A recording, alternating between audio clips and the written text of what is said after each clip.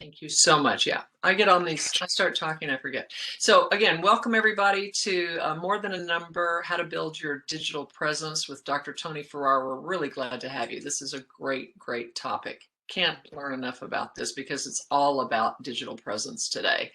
So let me tell you a little bit about Dr. Tony Ferrar. He's been at UNLV for 2 years. He's an associate professor in residence within the College of Engineering. All the MEs should know that because he's one of ours. All of the engineers should know that, but I know the MEs know that in particular. And his bag is, can I say that? His gig, his passion, aerospace engineering. All of his degrees come from Virginia Tech. He taught for 3 years at Temple, that's in Philly, and then he came here. He is a maniac when it comes to living life on purpose, and that's actually what his LinkedIn profile says, learning and living life on purpose. That should give you an indication of who you're dealing with here tonight. So with that, I'm going to turn it over to Dr. Tony Ferrar to talk about More Than a Number, how to build your digital professional presence. We're delighted to have you back. Wow. Well, as always, thanks so much. I'm thrilled to be here. Quick sound check, mic check, video check. I think you see my face. I think you see my slides. I think you hear my voice. As long as you're happy about 2 out of 3, I'm ready to move forward. While we're at it, we have been alone and away from each other for a very long time. If you're willing, able, comfortable, etc., cameras on is one way to help build community. Remember that people have 3 basic needs. We need to be seen, we need to be heard, and we need to be understood. And you give yourself the opportunity and your colleagues around you the opportunity as well when you turn your cameras on. So if you're comfortable, please do. And it's okay if you don't, no shame. A million reasons why that might not happen. So as Marion said, I am Tony Ferrar from the College of Engineering here at UNLV. Student success is my specialty.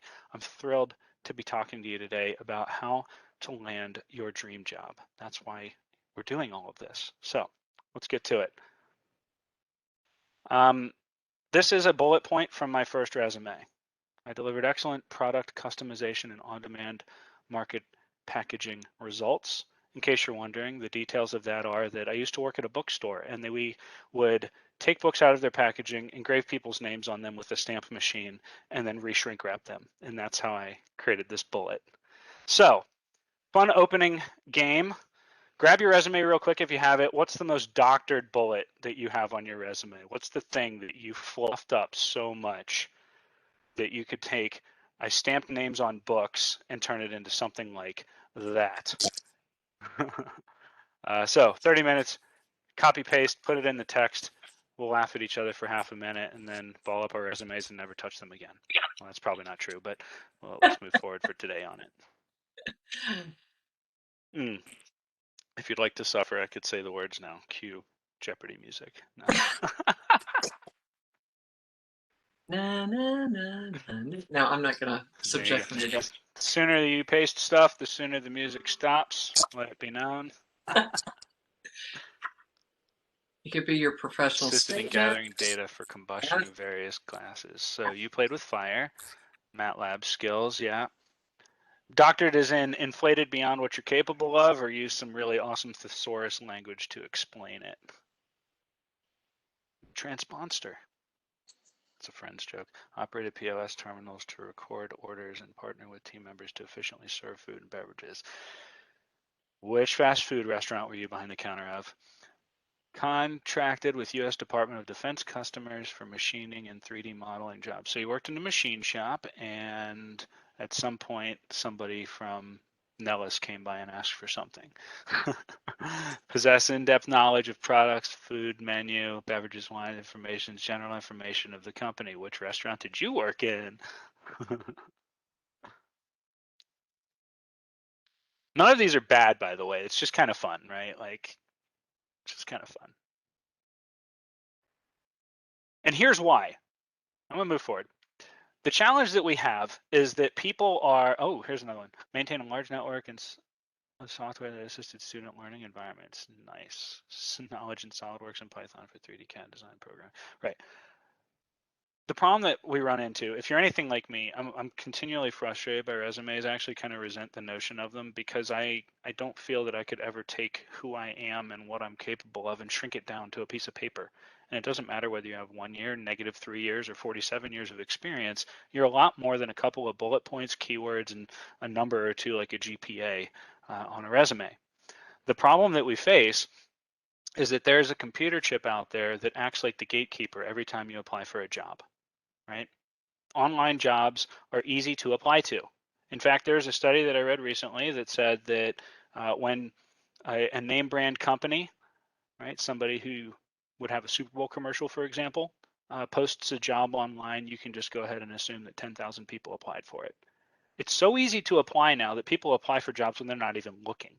And I don't know if you realize it, but the cost that that puts on us as the people applying for jobs is that it's a buyer's market, right? There's an endless line of people out the door who want to go design suspensions for insert cool car company here. And only one of them is going to get the job. And if you don't like the offer, the person behind you will, right? And so what do? Well, they have to take these 10,000 applications and sort them. And the way they do that is that we filter by a couple of keywords, your GPA. And so the question that I have for you is, are you the best out of 10,000 people?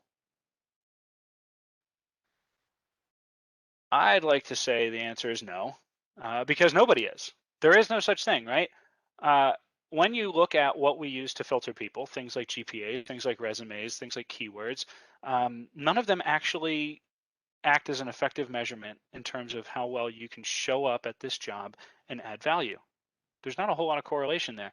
We all have met that 4.0 student who can't operate outside of some well-defined homework style problem, right? It's great until you ask an open-ended question that could have more than one right answer, and then they stall, right? But we also know that 2.5 GPA student who's super creative and can always make something out of nothing, right? Which one of them should get hired?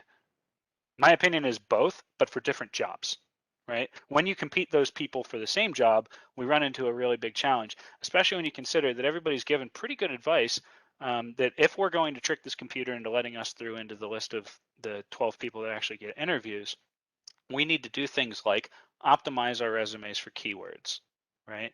And so what do? Well, we browse the company's website and we steal all the language off of there or out of the job ad itself. The problem is you're competing against 10,000 people who have received the exact same advice. And so at the end of the day, what the resumes are quickly becoming is nothing more than a measurement of how well you are at reading somebody else's website and turning your experience into bullet points that use their words, right? Oh, and by the way, if you don't, here's a little hack for you. This actually works. You can just go ahead and copy paste all of the main important words from the job posting, put them around the margins of your resume in white font, and then PDF it and submit. People won't see it and the machine will. Boom. So how about instead we do something like actually connect with human beings and put the humanity back into your job search so that instead of tricking a machine into letting you through, right? By the way, it's not brilliant. That's the crappy advice that my 63-year-old dad was given when he was back on the job market 2 years before retirement, to which he said, I'm retiring early. And he's now sitting on the beach in Florida with a big old smile and a drink with an umbrella in it. Instead, what I think we should do is put the humanity back in job searches, because the other thing that's really interesting is the tremendous amount of turnover that happens with early careers. People leave their jobs. Why are people leaving their jobs? Well, clearly because it's not a good fit for them. Why isn't it a good fit for them? Maybe because the process that we use to connect people and their jobs isn't very good, right? There's no judgment, nothing like that. I think what's happening is the world is changing, and we can either be people who are leading that change or people who are running to catch up. I prefer to be in the first group. So the two things that I want to teach you how to do today are build a personal brand and how to bypass that little computer chip and land the job of your dreams. So here's the outline for today. I'm going to tell you briefly why it is I believe you should listen to me. I'm going to tell you 3 core values that shape the way that I think about the job search process. I'm going to squash the 3 biggest gripes that people have about my plan. And then I'm going to actually talk about how it is to apply for jobs. So let's get into it. Number 1, hey, I'm Tony. I went to Virginia Tech for all of my degrees. I was a full-time student there for 12 years, 2003 through 2015. When I finally graduated for the last time in 2015, this was my face. and I moved to Florida for a year where I did a postdoc. That's like the internship to become a professor. I did that at University of Florida. Go Gators. That was my class yesterday. Today I've got my Virginia Tech cup, so there you go. Then after a year of that, I went up to Temple University. That's in Philadelphia. Cheesesteaks are good, but not as good as living in the desert. And so after a few years, we got excited about the idea of coming to live somewhere that we truly loved. And just like that, here I was. Okay. In addition to teaching actual engineering courses, I do a lot of extra work for students and early career professionals, especially when it comes to the three things that I'm most passionate about outside of engineering, which are spending more time doing what it is that we actually love to do, launching our dream careers, and building a conscious but prosperous future. So I like to teach people how to have more free time, land awesome jobs, and then get rich. I thought it might be helpful for a minute to tell you my story, but I'm going to tell it in a minute and a half. If you want the details of it, you can listen to the first episode of my podcast. No, it's not a shameless plug. It's just one way of multiplying my efforts, right? So if you want to hear an hour-long version of the history of Tony, intentionalacademy.com/1 is where you can find that episode. Short version is this. I was really bad at time management for a while until I had a really rough day where essentially I had a conversation with the person who's now my wife that went like this. Your relationship is going to change if your work hours don't. Before figuring out how to do time management, I was the type that frequently pulled all-nighters. I worked 7 days a week. I was sucking down cigarettes and Red Bull. I left the house before dark every morning, and I got home while it was dark again. Since then, I have become a person who is always home for dinner. I haven't worked a single weekend since. In fact, the first year that I got into time management, I went rock climbing on trips, camping trips, 26 weekends in 1 year. And strangely enough, I got more done. Right about then, I was graduating for the last time. And when you graduate for the last time, that's when they start knocking on your door for student loans again. So at the time that I graduated in 2015, my financial situation looked like this: $11,000 in maxed out credit cards, a brand new car that I bought with zero down on a grad student salary. Who the hell gave me that loan? I don't know. I had maxed out all my federal student loans and even one private student loans. Bottom line, I was about $95,000 in debt. And the first bill that we got that October was for $1,400. That is a huge monthly payment. That was all of it, not just my student loans. Okay. So freaked out, gut check, learned how to manage money, never looked back. We managed to pay off all of that money in 2.5 years. We did it at a time where our base salary for our household income was $60,000. We did this while moving across the country. We did this while having kids that involved expensive fertility treatments. We did this while we still had a lot of fun, and yet somehow we figured out how to budget. And so the student loan crisis, while real, also traces back to how it is we choose to live our lives. And the third one was, after a year of my postdoc, I got laid off. Funding dries up when you're on soft money. That's what they call it when you do contract work. And so it wasn't like a performance issue. There was just no more money to pay me. So what happened? Well, my wife is now pregnant. I've got 3 months until the baby's born. I have no job and no health insurance. Yikes. So I go into full out freak out mode. Now, you understand, I have a PhD. I kind of did okay at school, right? They don't let you go that far if you don't do okay in classes, right? Did I have the best GPA of my graduating class? Not even close, but I did okay. Meanwhile, I built up lots of experience running extra programs. I was the lab manager for a while in grad school. I had a dozen publications. I was on various committees. I went to NASA and UTRC, the Air Force, the Army, Boeing, Lockheed, Northrop Grumman. I've consulted for all these people. All right, I've got this huge resume and this huge Rolodex of friends. And yet, when I found myself laid off, I applied to 100 jobs that I found on the internet, and I got 0 phone calls for interviews. 0 after 100 job applications. It was right about then that I started to wake up and realize that it's probably not me that's broken, but there are some things that are teaching us to live our lives the wrong way. They're teaching us to be all-nighter, cigarette smoking, Red Bull addicts. They're teaching us to borrow until we can't see anymore and then deal with that payment. They're teaching us that we should just keep fighting and fighting and trying to come up with the latest white word font trick to trick the computer into letting us have a job interview. And I think that's wrong. And so this talk is all about how I came back from that and how now, since graduating, I have held 7 total positions. That's since graduating undergrad, that is. Some of them simultaneously, longer term consulting gigs, things like that. The thing that you need to know is of the 7 jobs that I've had as an adult, not a single one of them was a job that was posted on the internet. And in fact, every single one of these jobs was created specifically for me, including the job that I have now here at UNLV. This was not a job that was advertised. This was a job that was created to sneak me in the door. And that's what I want to show you how to do. So why should you listen to me? Because people create jobs for me rather than me begging them to give me one. How do I do it? Well, 3 core values. I'm going to take a 30-second break there. I just talked for like 20 minutes straight. Anybody have any questions?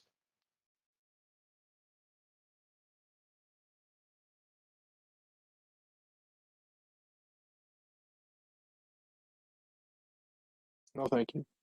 So far, so good. No thanks. Okay, cool. I'm going to keep rolling. If you have questions, chat's good. If you're uncomfortable asking in front of the group, you can always send a private message just to me if you don't know how to do that, where it says send to everyone. You can hit the little drop down and pick my name. I'm Tony Ferrar, Anthony Ferrar on the list here, apparently. What do you mean they created a job for me? I mean they created a job for me. I contacted them. I said I wanted to come work here, and I convinced them that they would be mutually beneficial to do such a thing. And the next thing you know, here I am.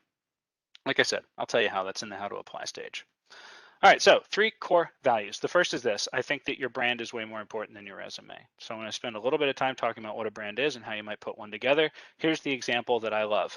Imagine that you are driving on a road trip across the country. You've just graduated, you're celebrating with your friends, you're going to go see the world, whatever your story is. And you're driving along and you come to some town that you never heard of and you're hungry. And in that town are 2 hamburger joints. Al's Bar and Grill that looks like that, and a McDonald's that looks like that. Which one are you going to?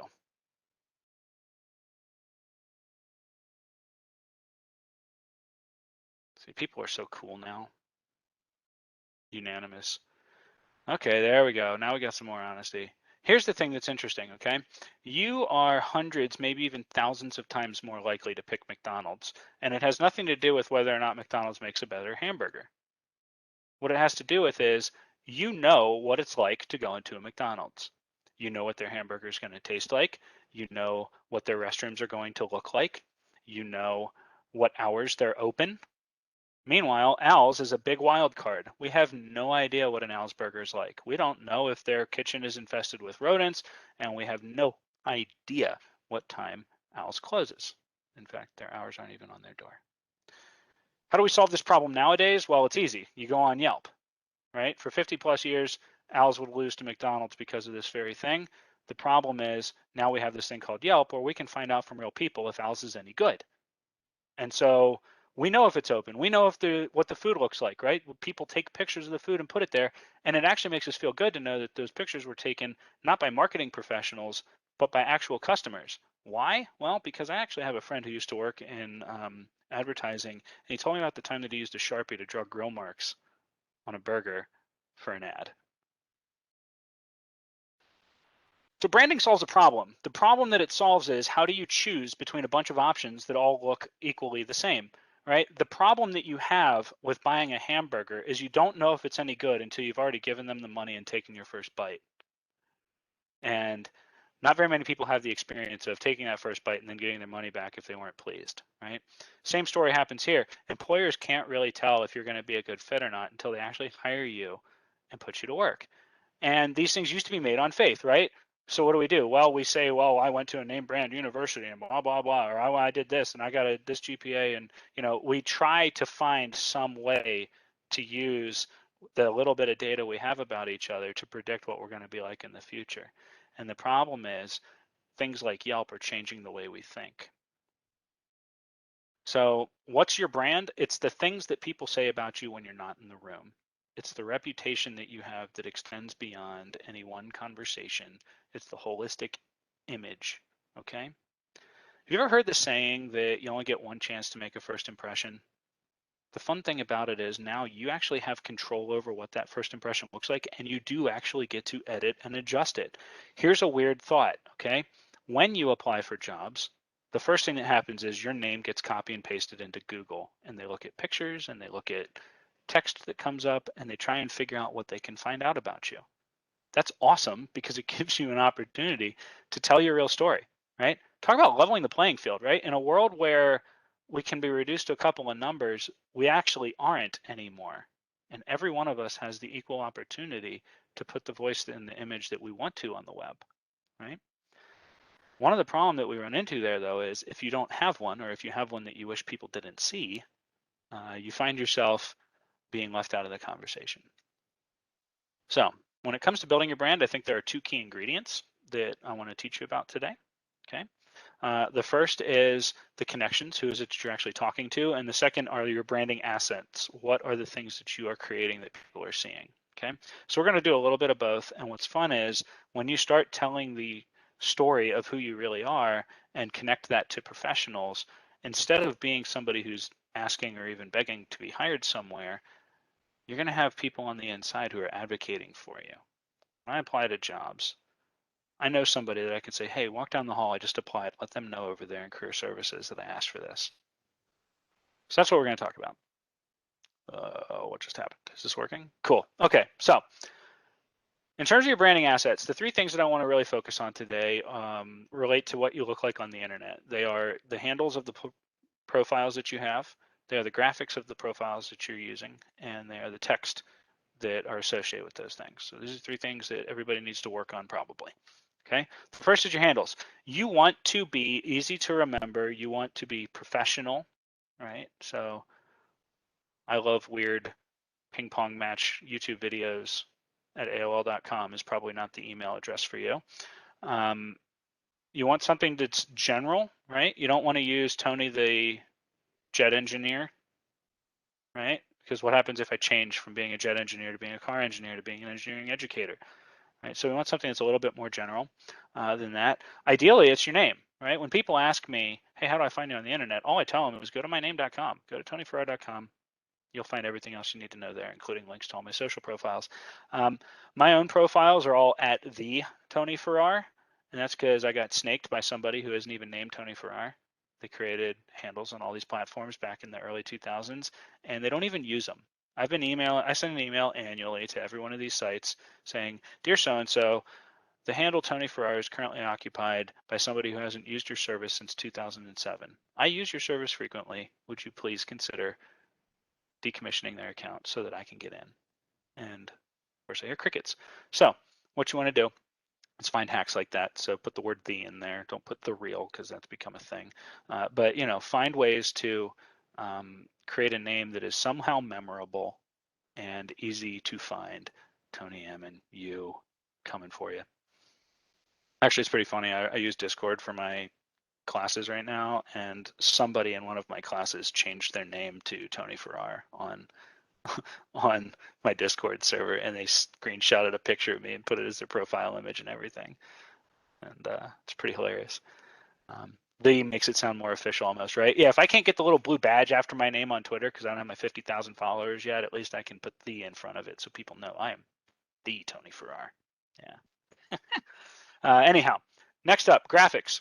Okay, bottom line on this is you want to create a name that is easy to use, easy to remember, professional, somewhat general, and as close to your name as possible. That being said, don't lose sleep over it if you got to do stuff. The worst thing I could think of, though, is don't put random numbers on there, right? If it's, oh, yeah, what's your name? Oh, it's Tony Ferrar 86327,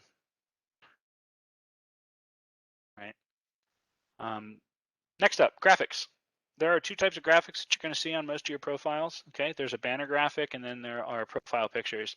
I choose to use the same banner graphic on every platform, and the reason for this is that it reassures people that if they find me on more than one place, they know it's the same me, right? This is my future-proofing against that Tony Ferrar guy going around and stealing other things from me. So all of my digital real estate has that picture on it. When I move over to my profiles, what I try to do is pick images that are professional, maybe a little playful, but definitely capture the spirit of the platform. And so you're going to see me looking a little bit more formal on things like Facebook and LinkedIn, a little bit more playful and a little more personable on Instagram. And I don't want you to take a damn thing I say seriously on Twitter. And so I've given you as sarcastic of a look as I possibly can. When it comes to the text that goes in your profiles, 3 key things. By the way, I'm going to PDF this. I'm sure it'll get distributed at some point to you. So screenshot what you want. But anybody that wants it, I can give you a PDF kind of workbooky thing almost that guides you through all of this. You need 2 pieces of text for your profiles. You need a tagline and you need a bio, right? And most people, when they write things on their resumes or elsewhere for their tagline, they use some really nice sounding thing like a dedicated and hardworking individual focused on delivering quality results. And just like the doctored up resume bullets that we opened today with, God only knows what this person does. Is that somebody who carries trays at a restaurant? Is that somebody who makes custom furniture? Is it a truck driver, an auto mechanic, an engineer? I have no idea. Instead, the outline that I like to use for my tagline is I pick an issue that's relevant to the industry right now. I list out a couple of the major roles that I identify myself with, and then I add a project statement that ties into all of the above. So for example, on mine, and Marion called this out earlier, an industry issue that I see is that many people struggle with living and learning on purpose. And so that's my mission, help you live and learn on purpose. 3 big roles that I identify with: I'm a professor, I'm a husband, and I'm a dad. It's not necessarily in priority order, but that's the order I wrote it in. And those 3 roles in my life are what give me my main project, which is I am so stinking tired of seeing students that are stressed out, and I'm trying to do something about it that I can, right? Here's one that I worked with a student to make one time who is very passionate about engineering more green solutions. And so they say design with sustainable materials. I'm an engineer, I'm an advocate, and I'm a hiker. And so those 3 roles are things that kind of tie into the sustainability image and cause this person to have a project overall mission for their career right now, at least, which is I want to slow the growth of landfills 1 product at a time. Once you have this tagline, it's actually quite simple to expand this into your bio.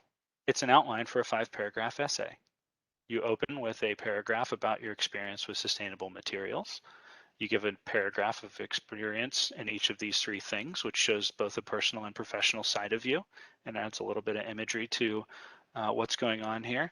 And then you describe some of the products that are currently ticking you off because they end up in landfills, like old laptops or whatever your thing is. I don't know. The point here is you essentially take the tagline that you have written for yourself, expand that as an outline, and now you've got yourself a bio. You could do this in an afternoon. So one thing that we want to do is we want to be focused on creating cohesive looks so that when somebody finds you in one place and then follows you to another, you're able to assure them that it's the same you and start to give them more aspects of yourself. And so I have some things that are common to all my profiles, like my handles, my taglines, my bios, my background and banner images. But then I have other things that are more unique to the individual sites. And so things get different, especially with profile pictures and the types of content that I'm posting. But one thing that I am very careful about is I try to make it such that all of my profiles point to each other somehow. Even if all it is drive you to my homepage where you see everything there, the point here is we want people to be able to follow you around on the web and find the things that you want them to see about you. So it's important to keep in mind that you can't just copy paste the same idea and put it everywhere because people go to different platforms for different reasons. And so although I'm active on all of these things, I do it differently for each one. And so part of effectively networking is watching what people are doing in these places these days and either emulating or even being a leader to push that somewhere, right? Give you an example of this. When they first came out with the option to do videos and tweets on Twitter, that was actually kind of a big deal, okay? And it was pretty fun because you could actually get the attention of very, very famous people, right? I've done this a million times now. Some celebrity will tweet some comment and they'll get 45,000 replies. One of them is a video and it's me. Which one do you think gets liked and retweeted and talked about, right? In a world where everybody looks left, you look right. The point is do something a little bit different. So it is a requirement to be active on social media, says a comment. Sort of, but not quite the way you think, okay? Don't worry. I don't really use much of this stuff in my personal life. So here's action item number 1 associated with core ideal number 1. So if brand is bigger than resume, we need to build your brand. And the way you're going to do that is by creating some profiles and setting them up to represent yourself professionally. For me, based on what I'm seeing right now, the ideal footprint looks like being on LinkedIn, having a Facebook page that's different than the profile, Instagram, and Twitter. If you're just getting started, LinkedIn's the one to focus on, but I do recommend putting the other ones together as well. Okay, number 2. People are more important than job ads. Pause for just a second. You're going to laugh at me when I tell you why. I need to. This thing. Music stopped. Ran out of playlist.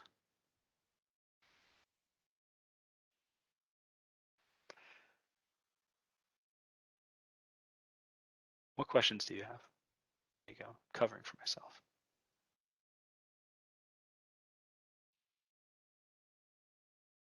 By the way, everything that I do is a hack. When I say what questions do you have, it's a very different question than do you have any questions? One of them presumes that a question needs to be good enough to be worth asking. The other says, I know you're thinking something and wondering what it is. Why don't you tell me about it? Everything that we do has an impact on what people see and feel. And sometimes it's just a subtle change in the language that can lead to a really big difference. So with that, I think that people are way more important than job ads. And so that's what I want to talk about next.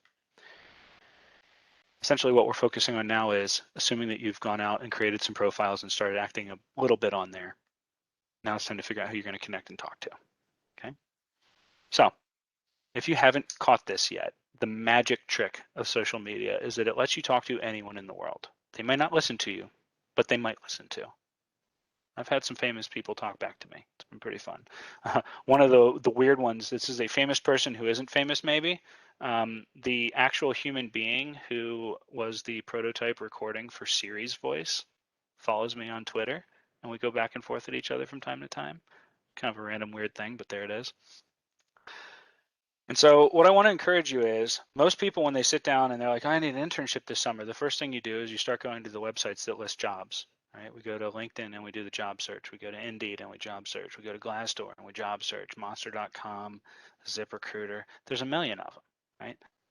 And what we're doing is we're hunting for all the current openings that people have posted. What's fun when you search for people instead of jobs is you start discovering, first off, jobs and companies that you've never heard of. But more importantly, actual job titles that you haven't heard of. The job that I have right now, I didn't know existed. I went through a lot of grad school. I even took a class in grad school. I have a certificate in becoming the future professor. And one of the 3 classes I had to take to earn that certificate was a career exploration class where we learned about all the different types of careers in higher education. And yet even after all of that, and no shade on the people who taught it because it was an awesome class and obviously it worked because here I am.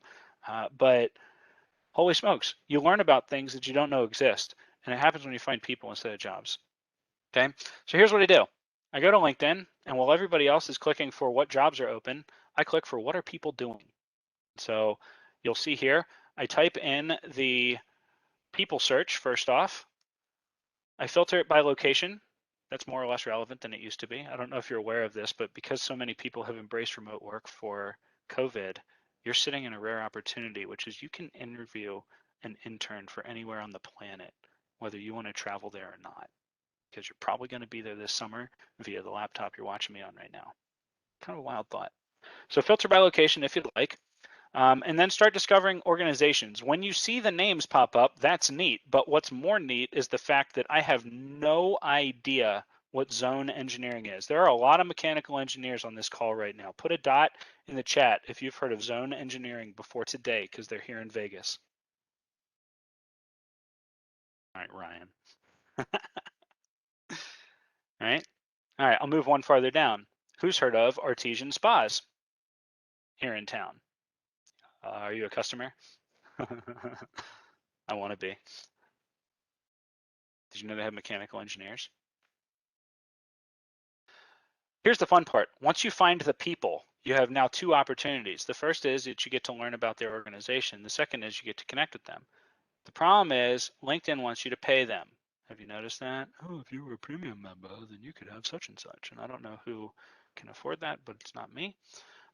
So what I do to hack this is if you click the little more button and follow, a very interesting thing happens. First off, I have yet to run into a limit on how many new people I'm allowed to follow in a day.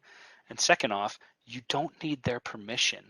This isn't like a connection request where you hear nothing from them until they respond with accepting your connection request.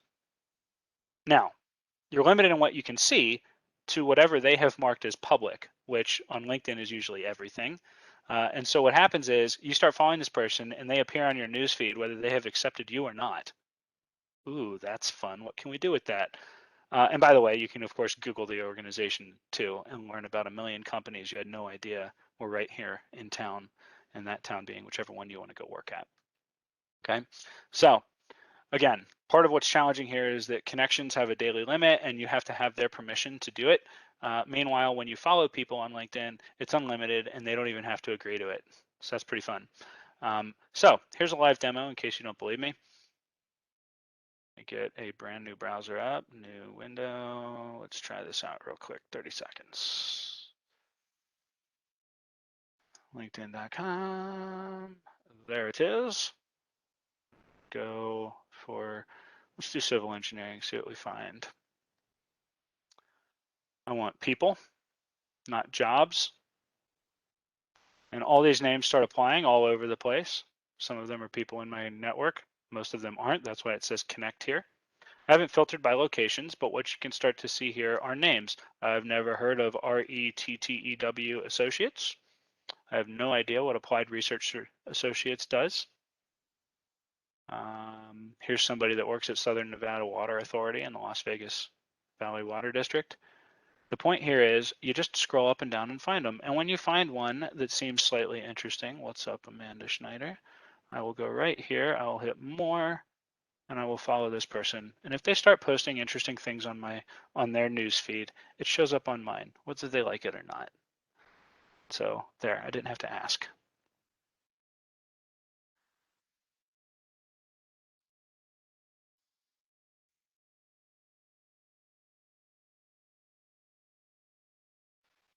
Another really fun hack for this, by the way, is to look for government contractors, okay? I don't want you to ever mistake name brand for prestige, okay? Sure, it's nice to go to Thanksgiving and tell your parents that you work for Boeing because they've heard of it. They think that might mean something cool. And I'm not saying that working for Boeing is a bad thing. It's probably a really awesome place to work for some people, right? For others, it might just be the cubicle hell that you never want to walk into. I have no idea. And so one of the things that you can consider is that around every single government facility are contractors who get hired to do a large portion of what actually happens there. I once discovered a company in Philly that manufactures the exploding bolts that are used in the ejection seats for the F-35 Raptor. Nobody's heard of them. They blow stuff up all day for a living. Their interns blow stuff up all day for a living. They wear jeans, they spend half their day in the office working on a computer, and they spend half their day in the machine shop making stuff and then blowing it up. That's pretty cool. I would say that the only measurement you actually need to be concerned with when it comes to all of this stuff is how interested are you in your newsfeed? Nick says, what company was that? And the answer is, I couldn't tell you. ABC Incorporated, some sort of a weird thing. But if you Google government contractors, the government is required to tell you who they are. And so you can find huge lists of all the people that are currently working for Nellis Air Force Base, not people, organizations that are currently working for Nellis Air Force Base or Motham Air Force Base or Wright Pat Air Force Base or whatever other thing. This is the same for NASA, by the way, Army labs, all of the above. So action item number 2 that you should take away from this is connect to new people daily and make your newsfeed the most interesting thing on the planet. If it's not interesting, stop following that person. If you don't like what they're posting, you have that agency too. The point is, it should be very easy to open your app, look at your news feed, and see things that you want to engage with on a professional level, okay?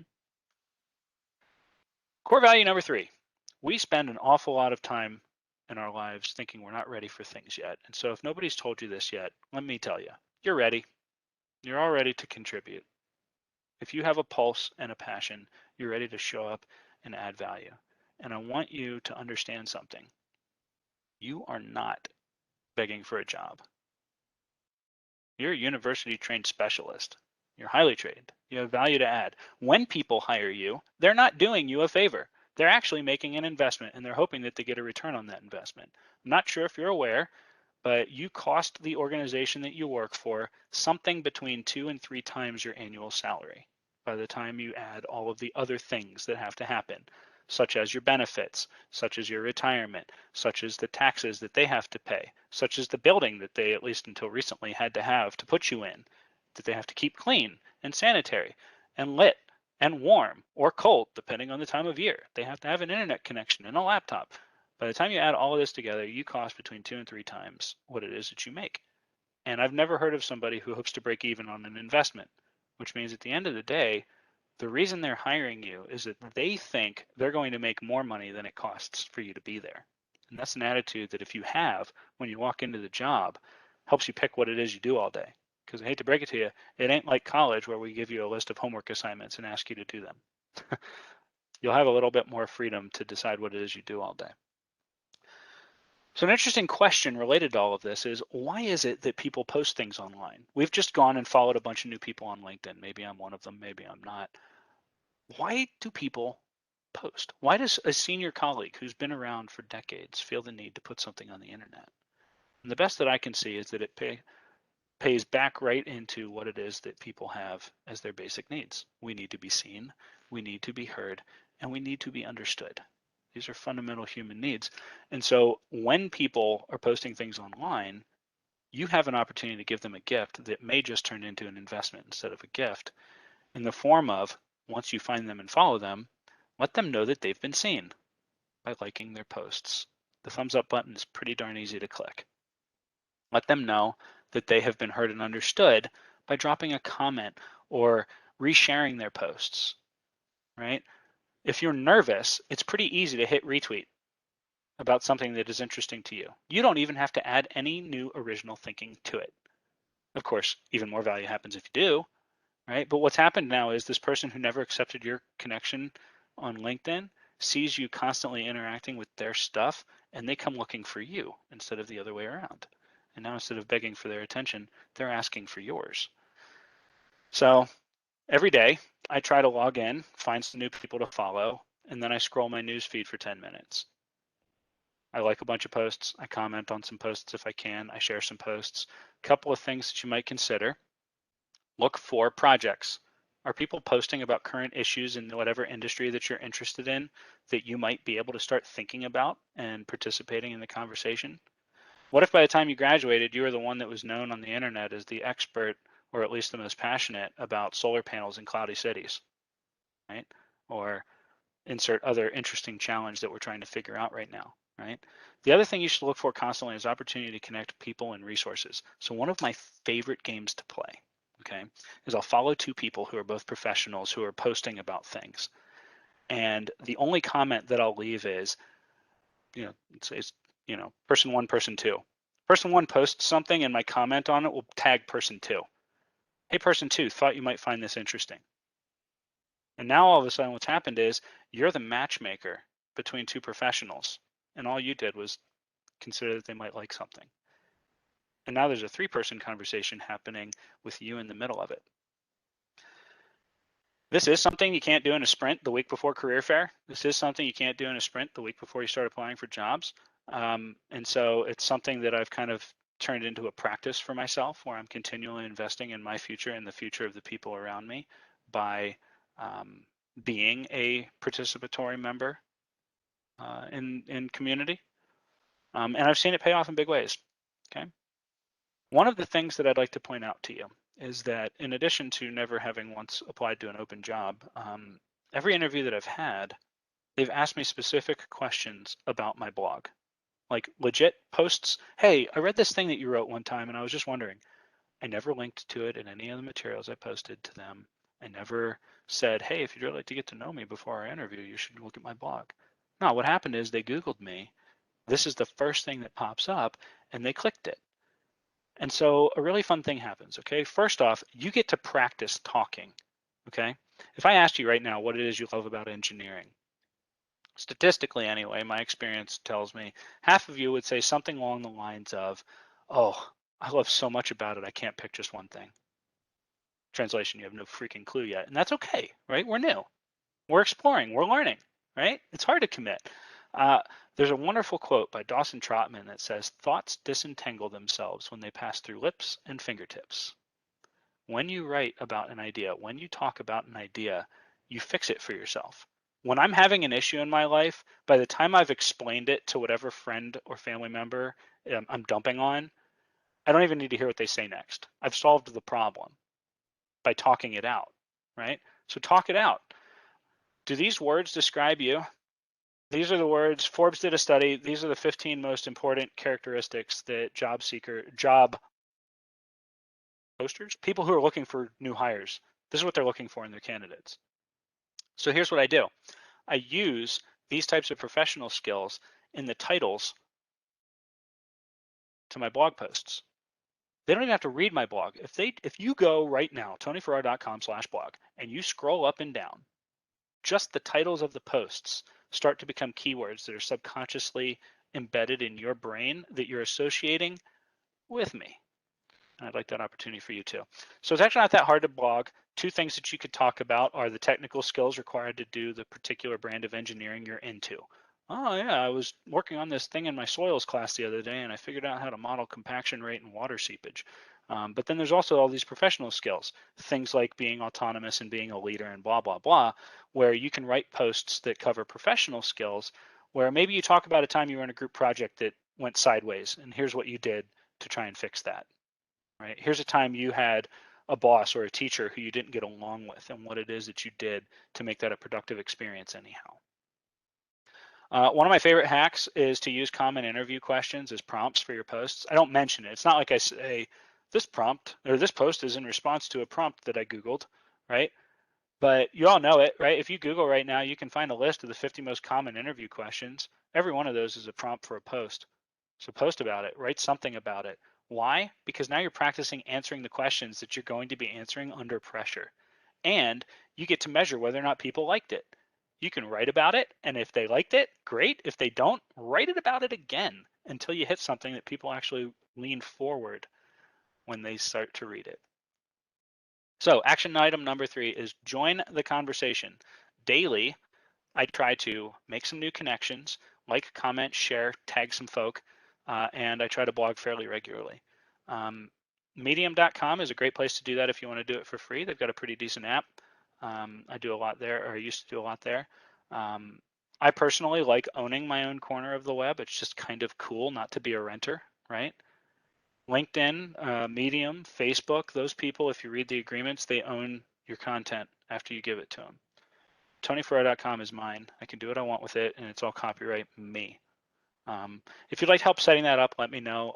There's a little bit more to it than dealing with today's talk, so I'm not gonna go into details, but I'm happy to support anybody who would like to figure that out. It's probably the best investment I've ever made, and it's about $30 a year, so not exactly a lot of money. Okay, so those are the core values and the action items that go along with them. The next thing that I wanted to do was squash 3 common gripes about this and then go through the application process. I probably need 10 more minutes to talk. Can you stick with me? We're still awake? We good? All right, here we go. Number 1, people don't like social media. Okay, so if you're the type that doesn't use it, I know at least one person is, or you're scared that when they find you on the web, you're going to be embarrassed by what they find, consider this. We tend to think in terms of a very binary world where there are private things and there are professional things. In my mind, there are actually 3 buckets. There's the private, the personal, and the professional. Okay, professional is obvious. That's the stuff I actually do at work that I talk about. And I can talk about that on the web, or I can talk about it here to you. I can talk about that anywhere. There are personal things that tell you a little bit about who I am as a human. and maybe inspire you or inform you as to what it is that inspires me. So I talk about them. Things like the fact that I'm a dad and the fact that I'm a husband and I love my wife very much. The fact that I have a hobby of rock climbing and I'm a nerd about trying to optimize my fitness and diet to be better at that. You know, I share those things. There are private things that I don't share. If I had a medical procedure last week, I probably wouldn't tell you about it. It's mine. And so think about the 3-bucket system, because the truth is sharing personal and professional is awesome, and keep the private stuff to yourself. By the way, I throw all of my opinions on politics into the private bucket. The other thing, great famous quote says, fish where the fish are. It doesn't matter what your preference is. It doesn't matter what it is that you like to do when it comes to social media. The point is, your future boss is hanging out there. Wouldn't it be nice to be able to talk to them? And so this is about going to the places where your bosses are hanging out, which is why, even though I know most of you probably don't touch Facebook, I recommend highly having a Facebook page where you share some of your professional and your personal things, because your boss is over there. How do I know? Because my dad, who could be my boss, is currently browsing Facebook. I just saw a notification from him. Okay. The other big issue that people run into is that we constantly are worried that we don't have any experience yet. I'm not good enough yet. I don't have anything new to say. 2 things that I would say to you on that. Number 1, focus on the journey. Tell the story of how you're figuring this out. You don't have to be there yet. That's not the point. I love to read the story of the time somebody figured something out that they didn't get before. And by the way, that brands you as somebody with a whole lot of grit, right? This was freaking hard and I figured it out. The other thing to do is just respond to other people's posts. I read 3 interesting blog posts this week about how solar panels work. Let me summarize and then link them, right? If it's exciting to you, it flows pretty quick and you get a chance to be a part of that conversation, and who knows, maybe even the original authors will ping back and say hi to you. Another one is, a lot of us will feel that we don't have time, we're very busy.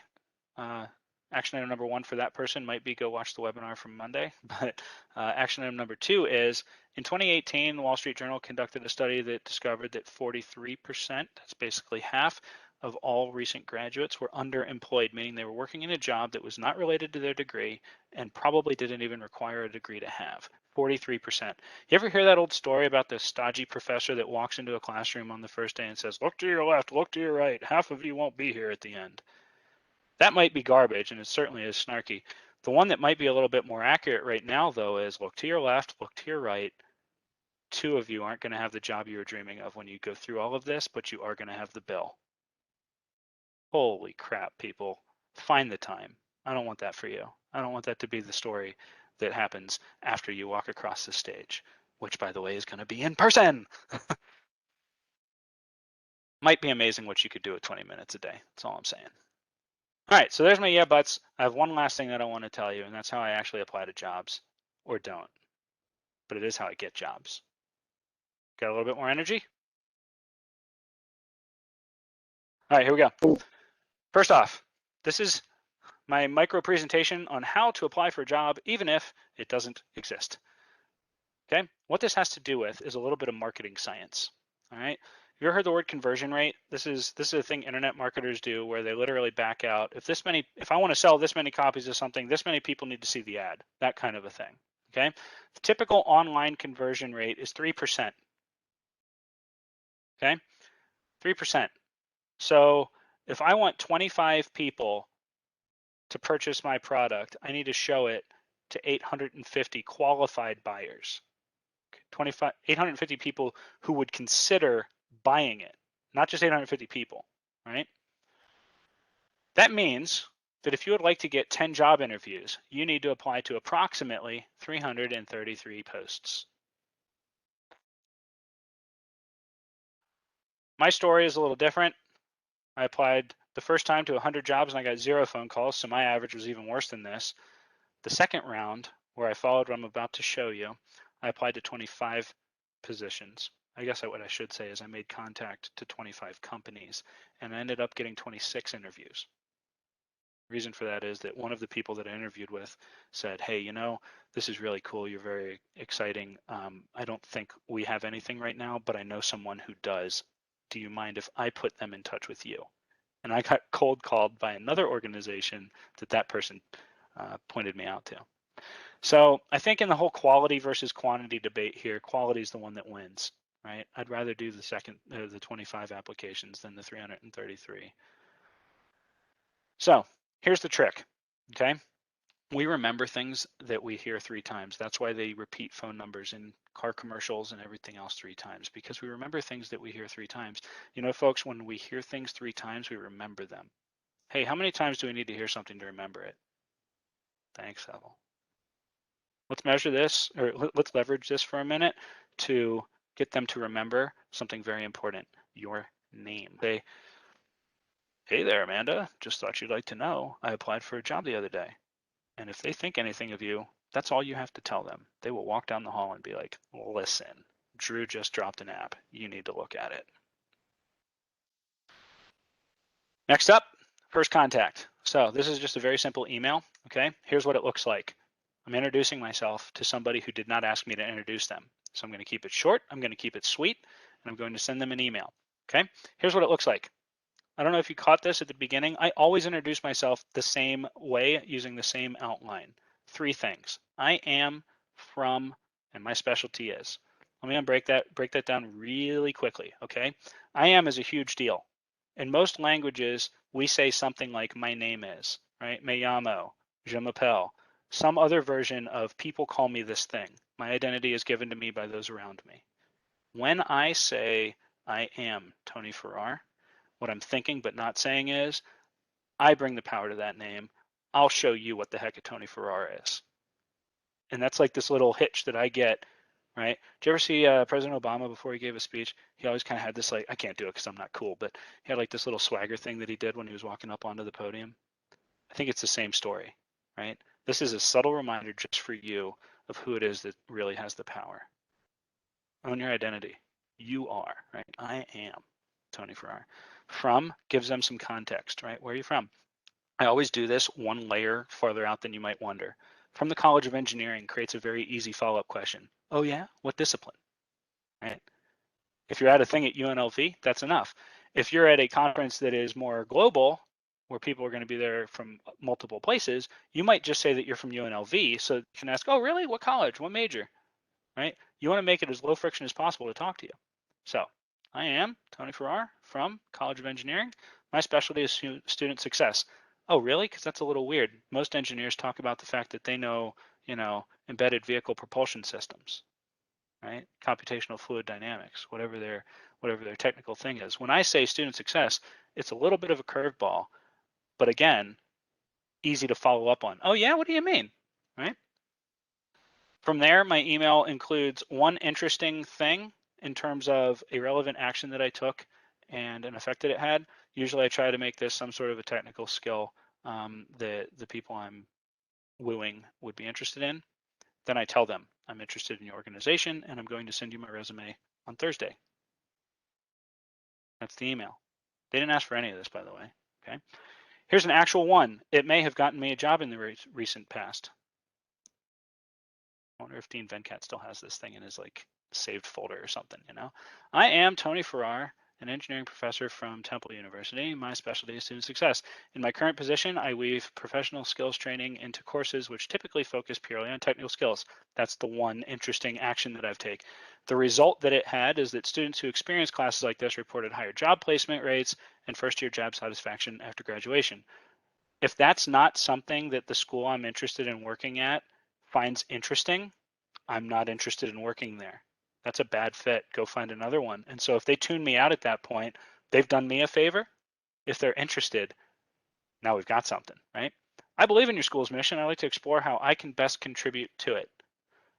I'll send you my resume on Thursday so that you can consider my qualifications. Thank you for your time and consideration. Sincerely, Tony Ferrar. The subtle thing that I've just done is I've made them a promise that I am going to take action while having asked them for nothing. Okay, this is my first chance to show them that I follow through on what I say, because the next thing that's going to happen, of course, is that on Thursday, a couple days later, I'm going to send them another email, and it's going to have my resume, just like I promised. So who do you contact? Your future boss or somebody with hiring authority. How do you find them? Well, you browse the website, you call the network, you go online and you look on LinkedIn, that kind of thing. My two favorite stories involve using the switchboard in the lobby. You ever call like a big organization and it's like, press 1 to talk to so-and-so and press 2 to, whatever. Do that. Hit 0 till you get an operator and tell them what you're trying to do. Hey, I'm trying to talk to the manager of the hire testing department. Can you put me in touch with them? Oftentimes they'll say no, so you hang up and you call back and you get a different operator and you try again and do it again and again and again. This didn't work for one of my students and he really wanted the job. So he actually sent one of his friends who lived in the town he wanted this job in to walk into the lobby of this huge corporate thing, corporate entity. And basically all they did was they didn't even make it past security, but in front of security is the company directory. Flipping through page by page, snapping pictures with their phone, sending them back to my student. My student worked his way down that list, calling them. Lo and behold, the first person who picked up the phone was the freaking CEO. I like your gumption. Can you come for an interview on Tuesday? It was that fast. This stuff is so much fun. So when do you do it? You want to send the email at 6 a.m. their time on a Tuesday. Yeah, really. Why? Because now you're at the top of their inbox when they get to work. Tuesday's a day that most people don't take off. Monday or Friday, you might have a 3-day weekend and now you're buried, right? Tuesday, pretty sure they're going to be there, which by the way is why I send my follow-up email on Thursday. Same story. Doesn't break into a 2-day weekend and it's close enough to the original that they remember that you said you were going to do it. You don't want to compete with things like 3-day weekends because you'll lose. Trust me, I know. Typical responses you'll get from this email: silence. That's the most common. Another one that you get a lot of is, that's nice, apply online. Why are you talking to me? They'll tell you that they're not hiring. I got that message from this place, by the way. Or they'll tell you that the job is filled, which is funny because I didn't apply for a job. I didn't even talk about a specific job posting. But whatever one was in that person's brain has been filled. So my response to all of these is the exact same, absolutely nothing, until Thursday, where I send them my resume, just like I said I would. So what do? I send it usually to the same person. I reply to the same thread to remind them. I acknowledge them as a human by saying something like, hey, I hope you've had a good couple of days since I reached out. As I promised, now what I'm doing is I'm reminding them that I promised, right? Again, trustworthy and follows through, just got added to my brand. I point out some key alignment, such as, it's really interesting that you're worried about your students walking out and getting jobs right after graduation. That just happens to be a thing I'm into, right? And I close this email with a suggested time to have a conversation. So now this is the second time they've seen my name. And what I say is something along the lines of, wouldn't it be cool if we could talk on Monday or Tuesday next week, right? At that point, I also attach the actual documents as PDFs. PDFs. Don't let Word rearrange and Google Slides or whatever else rearrange your freaking resume. PDF the thing, send it to them so they can see it, okay? If they did say apply online, great, go do it. Find every opening that's interesting to you and go ahead and put all your stuff in. You've already got all the work done, so why not? And now what you can do is you can write them back again and say, thank you for the invitation to apply to your current opening. You've just invited me to come to work with you. Typical response is this one. Sometimes, most common actually, is something like Tuesday's no good. How's Thursday next week? That's awesome, because now what they're solving is the problem of when they're going to talk to you. That's the problem you want them to be solving. Oftentimes you'll still hear silence, or they'll give you the apply online or position is filled thing.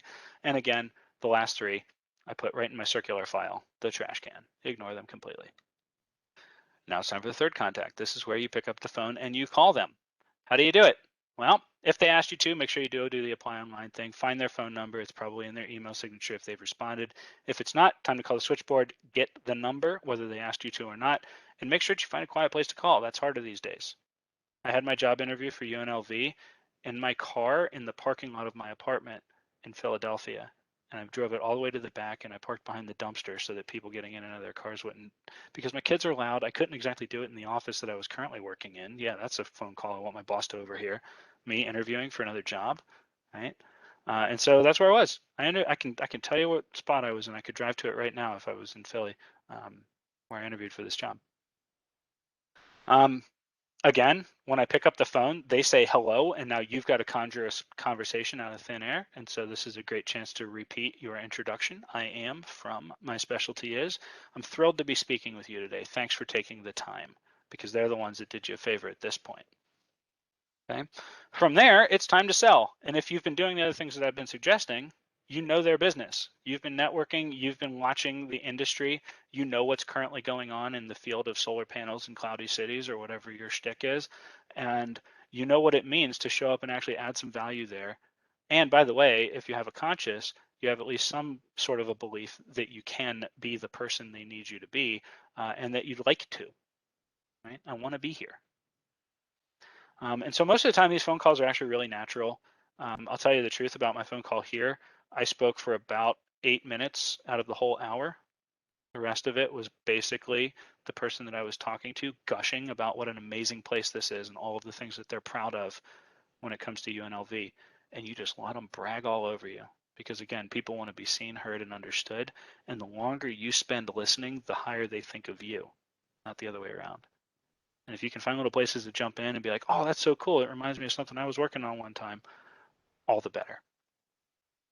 So typically this is either a great conversation or no phone call or little interest. Usually it's one of the top two.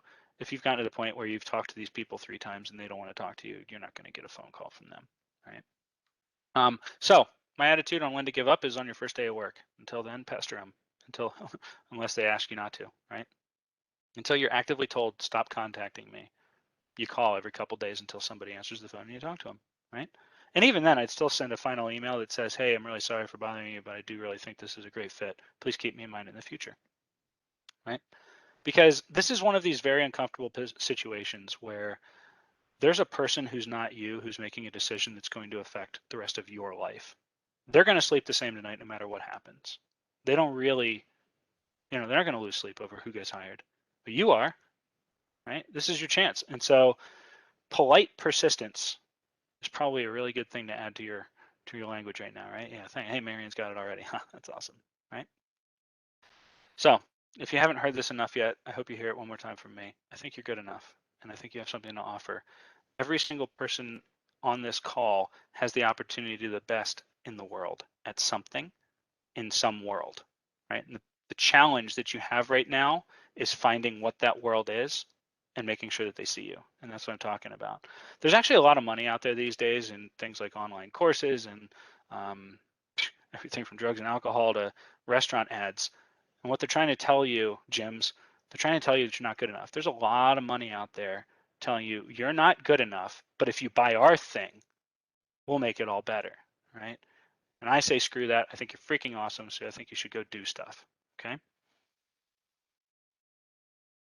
So thank you so much for being here. I hope that your career is incredible. I hope that you do wonderful things and that I get to cheer for you all as we do this. I have a couple little follow-up announcements and then I'm done. We good? So first off, this is a summary of what I told you in terms of the 3 values and the action items that they drive. This will definitely be distributed, so don't worry. These are the ways that you can contact me. I hope you will. Screenshot this.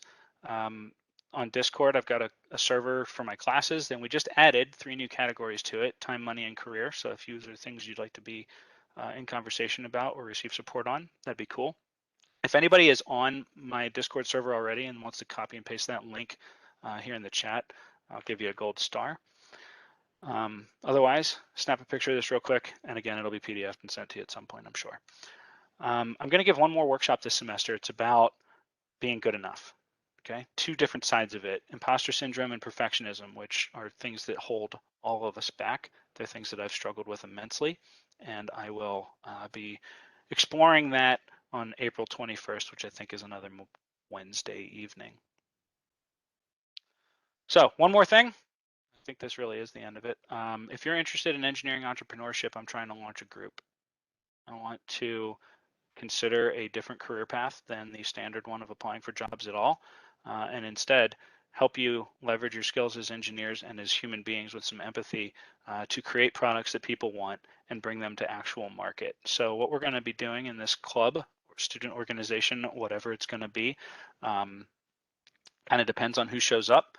But the basic goal is that we're going to find projects and we're going to work on them both in smaller groups and once a semester, I'm going to issue the challenge of launching something, create a product and make it for sale this semester.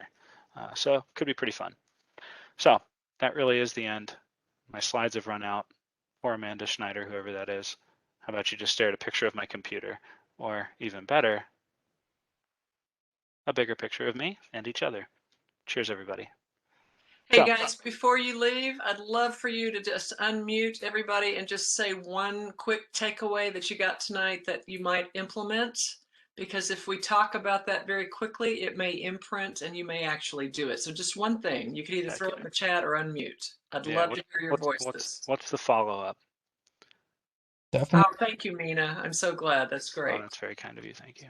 Definitely, I will be taking into account how much I can use LinkedIn Nice. to network, because I yeah, that's a big internships. So that's Yeah, right. definitely a social presence. That was something I never considered before. Oh, it's so great because they find you. And by the way, this isn't like normal social media where you have to be interactive 17 times a day for it to be valuable. One picture on Instagram a week is pretty cool, right? When it's something like this. So it's not a big thing.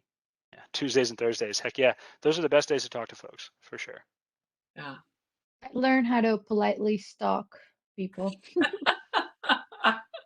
Gotta be bold. Gotta be Guilty. bold, right? Guilty. I tell people all the time, don't be afraid to be bold. What's the worst thing they can say? No or nothing. I'm female and I'm Latina, so I know for a fact I'm not afraid to be bold. Very That's good. good. Lean into I that love for it. sure. Make it website, yeah. Yeah, making my own site seems like a brilliant way to gain notoriety. Absolutely, absolutely. The more, I didn't say this when we were talking, but one of the things that I used to be concerned with was I had lots of pictures of myself on the internet that I didn't post. People tagged me while I was being a jerk during undergrad.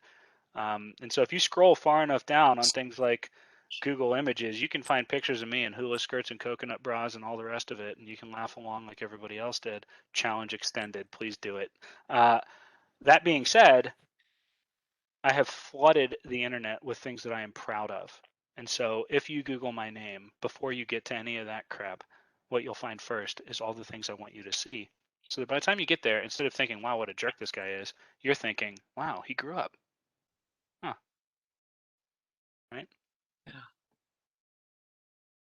Thanks so much, John. I appreciate you. Yeah, thank you. I have an interesting question Yeah. as far as a different side of this. Okay. What do you find in this time of in this day and age, as far as with the virtual requirement, is the best way to, let's say, approach professors for letters of recommendation? Oh, that's great. So I wanted to, I think it'd be interesting to highlight right now. Okay. Yeah. Thanks so much for bringing that up. First off, be sure you know the difference between a letter of recommendation and a job reference. Okay. Job reference is something where we'll respond if somebody emails us asking or calls us, right? And agreeing to that is a lot different than agreeing to write you a letter of recommendation where we actually have to craft a narrative and send it somewhere. So both are things you'll probably find yourself doing. Letters usually show up in the form of I'm applying for a scholarship, a grant, or grad school. And job applications typically don't ask for a letter. It is highly unusual for a person to write a letter of recommendation and give it to you directly. Normally, we give you contact information, they ask us, you agree that you don't even get to see the letter, and then we go about our business and get it turned in on time. Yeah. I think, as with all things, relationship is what matters. And so what you ought to do more than anything is form a relationship with people, right? And that's not as hard as you might think, especially in remote learning. The people who turn their cameras on in my classes are the names whose I know. I know Stone, I know Fabiana very well, because these are people, and that's not exclusive, right? Just because you don't have your camera on doesn't mean I don't know who you are, but it is a way, right? There's an old joke that faculty teach to the front row, and it's not completely untrue, right? And so being, hey, there you are, I see you, right? And you rock, you rock, you know, and I mean it. And so that's a big part of it. Okay. It is really polite, by the way, on your end to avoid to waive your right to see the letter. because it takes the pressure off of the faculty and gives them a chance to be honest. And you wouldn't want to ask somebody who'd be negative about you anyway. So I'd say start by investing in the relationship. That doesn't always look like being the top of the class. I have students who I have written glowing recommendations for that got C's in my classes, and they were lucky to get them. But what I could talk about with that person was the fact that they signed up for summer school last minute after an internship fell through. 2 days into the class, their ex-wife showed up and dropped their kids on their doorstep, literally drove away without even knocking, 3-year-old kid. And he woke up to find that and then still managed to get a C in my fluids class. I could never have done that, right? And so that's a big part of it too. I can speak one more thing I'd say maybe on that before I get drug out too far on it. Sorry. We miss you. Okay. Believe it or not, we do this job because we like students and we want to see you succeed. And I haven't seen a student in over a year, and I miss you a lot. Even if this is the semester I met you, I miss you.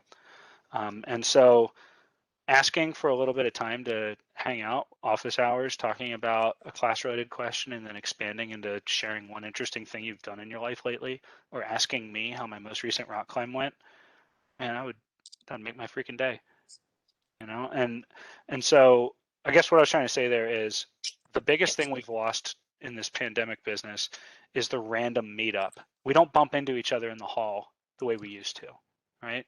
I see Marion if I schedule a meeting with Marion, and I'll see you at 10 a.m. tomorrow. I forget. It's in my calendar. I don't think about it. I just go where my calendar tells me. And so my next webinar is April 21st, same time, same place. That's our last one for this semester, guys. He's done 3 for us. We might be able to get one more before the end of the semester. We'll see, but I know he's number 1 professor. That's really kind. He gets the biggest number of attendees every single time. And you can see why. He's very engaging. He's fun to listen to. He's exciting. He's energetic. He's great. It's very kind of you. I will say this. Here's a sneak preview of what's coming. This is the one that I'm the most nervous to give because it's the newest, and I think probably the one that's going to delve the most into personal issues instead of just, you know, do you have a little resumes. imposter syndrome about doing the imposter syndrome presentation? You know, I kind of do. I'm probably going to have to, and I'll probably struggle with perfectionism on the slides too. You know, I'm not going to lie to you. So there's a teaser. So we're going to have to come together as a tribe and support Dr. Ferrar and ask a lot of good questions. Right on. Ooh, Marion, where do people get resumes reviewed? So there's a couple of ways you can do it. If you have not created an account in our new career services software platform called Handshake, I'm hoping everybody knows what Handshake is now. We implemented that last summer across the entire campus. It really, really brought the whole campus together. So go to our website. I put the link in earlier, but I can do it again. It's www.unlv.edu/engineering/jobs. Look for the Handshake logo, and you'll see 3 different links. One's for employers, one's for alums, and one's for students. You clearly want the student one if you have not created a Handshake account. So you can look up the Howard Hughes Engineering Career Services group for doing resume reviews, mock interviews, salary negotiation, whatever you want to talk about. Or you know what, frankly, guys, just email me. You don't have to go through Handshake. Just email me, marion.mason@unlv.edu. Whatever's easier for you. They like you to go through Handshake because it tracks everything. And we actually have data that supports the use of this platform because it costs us money. And so they like you to go through Handshake. Now, the cool thing about Handshake, I'm just telling you very quickly, tell me that's not our page. I'm sure I tell me the website again. Just do www.unlv.edu/engineering/jobs, plural, JOBS. Yeah, the link better not be broken. Ruh-roh. Is it broken? I don't know. Like I said, I'm probably typing it in wrong. What the Yeah, heck? I can't even find engineering right now.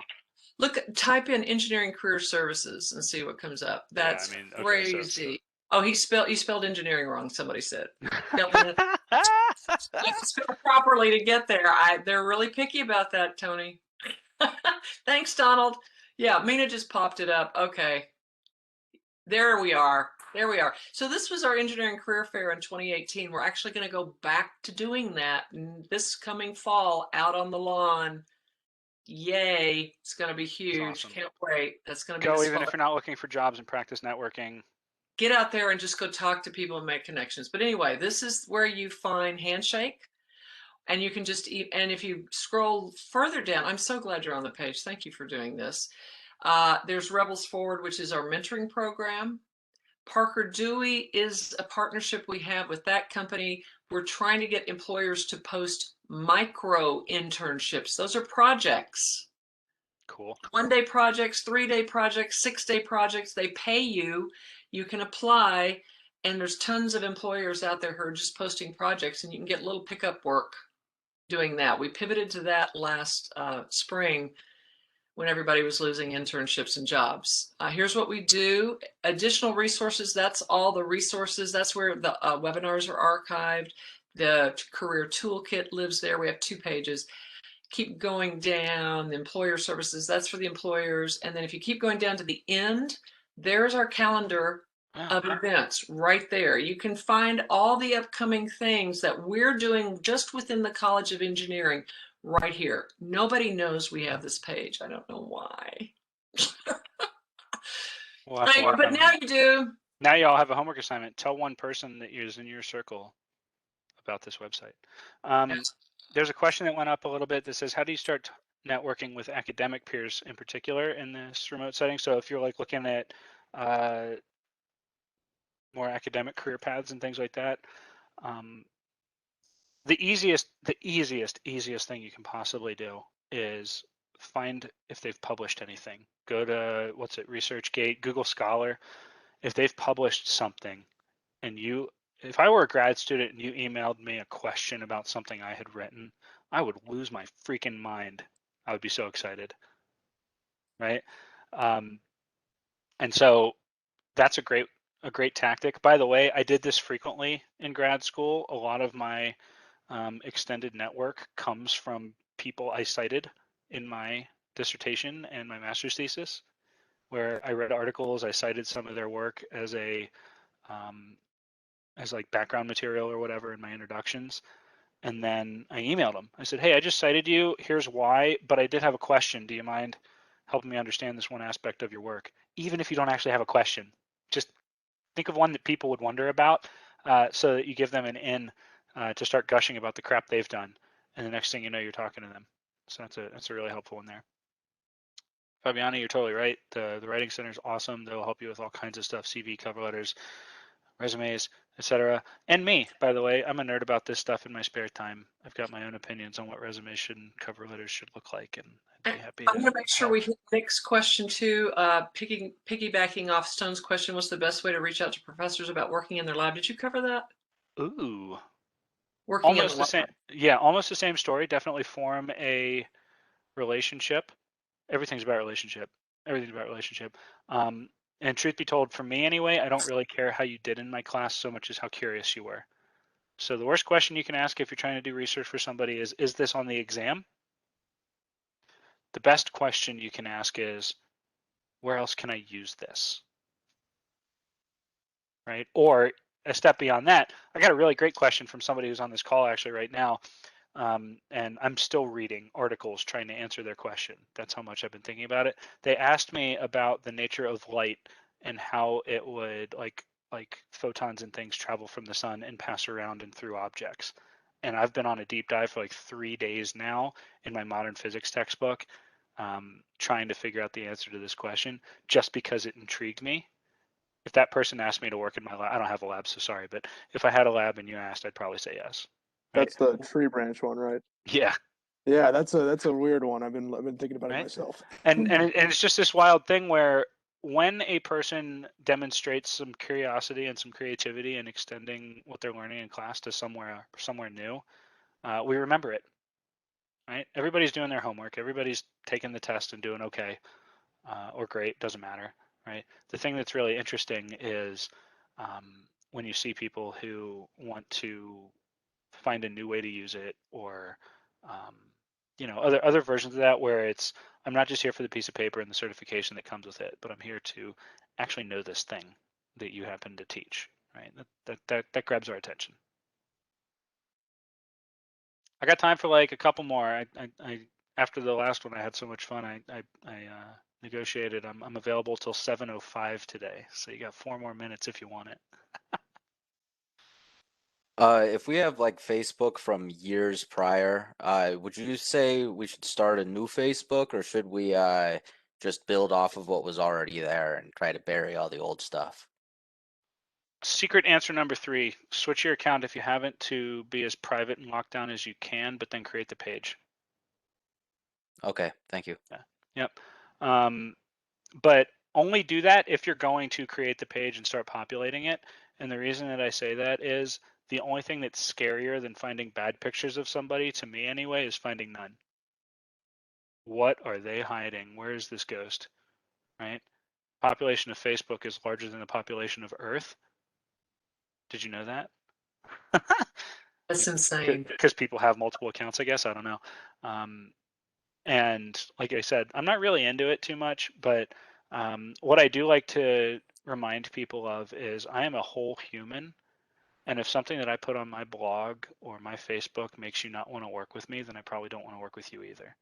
And you've done me a favor, right? So I try to represent myself authentically. And sometimes that means that I put gripes out. I've got an article on LinkedIn. I want to show you this because I think you'll appreciate it. Maybe, I don't know. I've got four times that I wrote articles that I actually put on LinkedIn directly instead of, where is the damn thing? I don't even know how to get there. I don't normally do it. Normally I write blogs and things, and there we go. Normally I write blogs. Yeah, the last one I did was 2018, because normally what I do is I write my content on my own site and then I share the links to it other places, so you'll see much more recent stuff, obviously.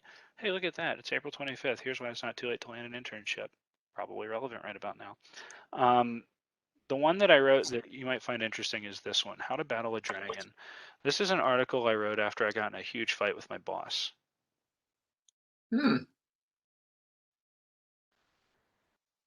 Sometimes I wonder if I shouldn't have. But it's there, right? I try to represent myself authentically, and sometimes things happen. So this is what to do when you realize that you've poked a dragon. Anyways, I just thought, I still have this. It was there when I was asking to come here. So there you go. Hey, look at that. Somebody wants to be my buddy. So Tony, we have 1 minute until you go play with your kids. Yeah. And I think this is a perfect ending right here. That looks like a great article. I want to read that myself. Oh, let's see. We have another question. Sorry. I like this question. Yeah, let me go ahead and do this one. If you've had an informal interview for a company, but then they go silent, how do we apply reaching out, the 3 times rule? That's awesome. I would say if they've gone completely silent, this is an opportunity to talk to somebody else. That's one option, right? Most companies aren't one person. Hey, I was talking to so-and-so for a while, haven't heard from him in a little while. Just wanted to reach out because I am really excited about ABC Incorporated and their exploding ejection seat bolts or whatever the thing is, right? And so I'd say that's a big part of it. A lot of times if the company's big enough, you can literally press the reset button, pick a different division and start over. And I would. Terrific information. Everybody, I think you all got several takeaways from tonight. We really appreciate you taking time out of your evening to come and participate in this. We can't continue to host these engineering excellence webinars without your participation, so we really, really appreciate that. Send us ideas. Send me ideas. If you have ideas on speakers, if you have ideas on topics, we want to do what you want to hear about. You get again, I need that connection from you guys, right? I'm craving it too, because I just talk to students all the time when I'm on campus and go, what's going on? What do you want to hear about? What's happening? What are you having difficulty with? Let's do something about it. Let's have a presentation. So send me your thoughts. Love to hear them. And again, we appreciate you. Dr. Ferrar, as always, fabulous, great information. Let's all promise to take at least one thing, including myself. I'm going to work on my LinkedIn as well. And you guys should be connecting to both of us, by the way, on LinkedIn, right? That's one thing you can do right now. Send us a connecting message, and let's stay connected and onward through the fog, as we used to say in San Francisco. Like that. Thank you all for so many kind words. Thank you for showing up and being so kind to me. Yeah, I'll see you on Instagram. I'll see you on LinkedIn. I'll see you on the Snapchats, whatever it is you do. And soon enough, hopefully, I'll see you on campus. Yeah, Have July a cup 1. of coffee or something. Going back July 1. Have a great night, everybody. That's it. Cheers, folks. We appreciate you.